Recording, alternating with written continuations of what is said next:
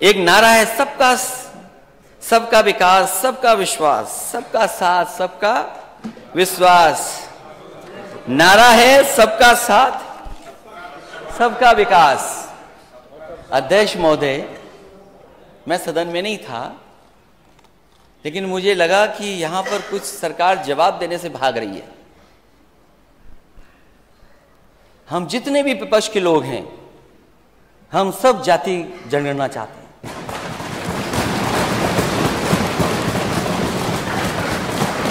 अध्यक्ष महोदय, हम जाति जनगणना चाहते हैं, और बिना जाति जनगणना के ये नारा आपका अधूरा है। सबका साथ कैसे होगा जब हमें और आपको नहीं पता कि हम कितने हैं आबादी में? सबका विकास कैसे करोगे आप? सबका विश्वास कैसे जीतोगे आप? और जब तक सबका प्रयास नहीं होगा, ये प्रदेश आगे नहीं बढ़ेगा। मैं जाति जनगणना पर वैसे तो आजकल वो नेता हम लोगों से दूर हो गए हैं। कोई बात नहीं, बोलने दो। वो नींद आ जाएगी अगर नहीं टोकेंगे तो। बोलते रहने दो ना, कुछ तो ठीक है, नहीं तो ये कुछ और करने लगे अध्यक्ष महोदय, फिर आपको डांटना पड़ेगा। किस पार्टी के नेता हैं आप? ना पार्टी का नाम तो पढ़ लूं मैं। आप जाति जनगणना चाहते हैं कि नहीं चाहते हैं? नहीं, जाति जनगणना चाहते हैं कि नहीं? हम जातिवाद जनगणना चाहते हैं, लेकिन आपने उधर से भगा दिया हमको अपने साथ से।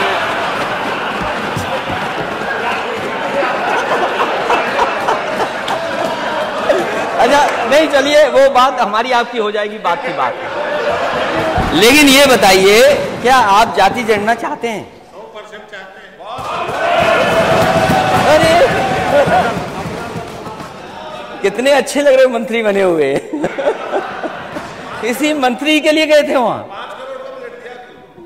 नहीं, नाव मिलना ठीक है, नाव के लिए सर। क्या आप भी तो नेता हैं, क्या आप जाति जनगणना चाहते हैं?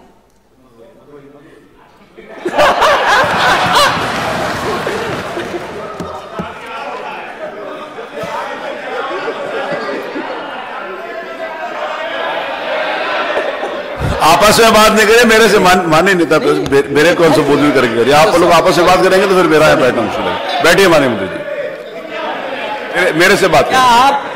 अरे डॉक्टर संजय जी, अरे आप बैठिए माननीय मंत्री। डॉक्टर संजय जी, अरे उनका ऐसे जवाब देने लगेगा तो मेरा काम क्या? मेरा काम जवाब आ जाने दो तो अच्छा लगेगा। बाद में जब उनका मौका आएगा तब देंगे। विसंगति दूर होनी चाहिए।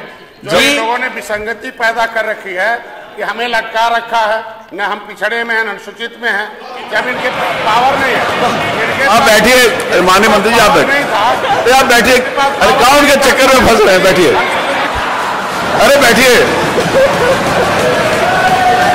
अरे आप बैठिए, आप माननीय मंत्री जी बैठिए प्लीज। अरे मैंने नेता प्रतिपक्ष को बुलाया, आपको नहीं बुलाया। आपका मौका आएगा तब बोलिएगा।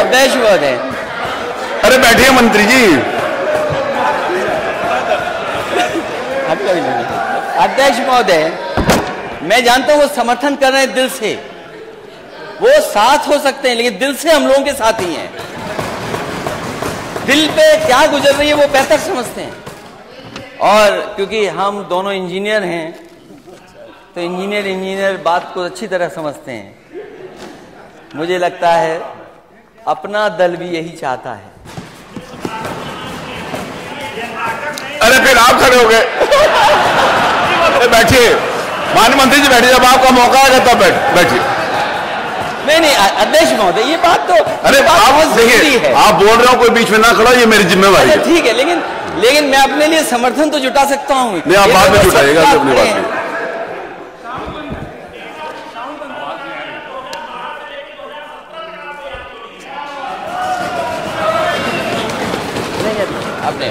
वो मैं बताऊंगा।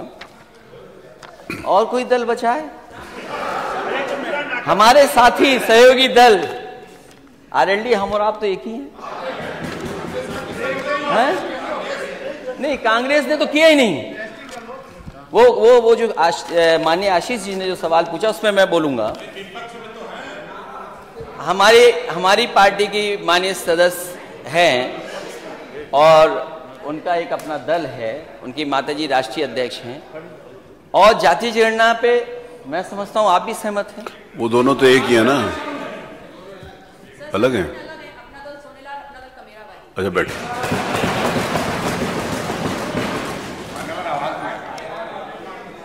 तो अब क्या दिक्कत है नेता सदन? मेरी आवाज नहीं आ रही? बिहार कर सकती है अध्यक्ष महोदय, चेक करें अध्यक्ष महोदय, जाति जनगणना अगर बिहार में हो सकती है, अब आ रही है? अगर अध्यक्ष महोदय जाति जनगणना बिहार में हो सकती है, और मैंने अपने संकल्प पत्र में लिखा था, अपने घोषणा पत्र में लिखा था, समाजवादी सरकार बनेगी तो 3 महीने के अंदर जाति जनगणना उत्तर प्रदेश की कराने का काम सरकार से होगा। और माननीय सदस्य ये सवाल जो पूछ रहे हैं, आपका सवाल ठीक है आशीष जी, माननीय सदस्य का, कि आपकी सरकार में आपने क्यों नहीं किया। मुझे याद है मैं लोकसभा में था उस समय अध्यक्ष महोदय, नेताजी से लेकर के शरद यादव जी और दक्षिण भारत के सब नेता, आदरणीय लालू प्रसाद यादव जी, और दक्षिण के जितने दल हैं, कांग्रेस पार्टी के अंदर जितने लोग थे, बहुत सारे लोग ये चाहते थे कि जब सेंसस हो रहा है तो जाति जनगणना हो उसमें। उसके लिए लोकसभा में कई बार धरने पर आवाज उठाई गई, और उस समय कांग्रेस की लीडरशिप ने आश्वासन दिया था कि हम जाति जनगणना कराएंगे। पता नहीं क्यों उस सेंसस में नहीं किया गया। जब दोबारा सेंसस होने जा रहा है, इसलिए हमारी फिर मांग है कि जाति जनगणना होनी चाहिए, क्योंकि कांग्रेस की अकेली सदस्य हैं और हमारे गठबंधन की सहयोगी भी हैं। बहुजन समाज पार्टी भी उन्होंने बोला नहीं है कि नहीं, वो तो पूछ के आना पड़ेगा। वो सहयोगी उन्होंने बताया नहीं कि है।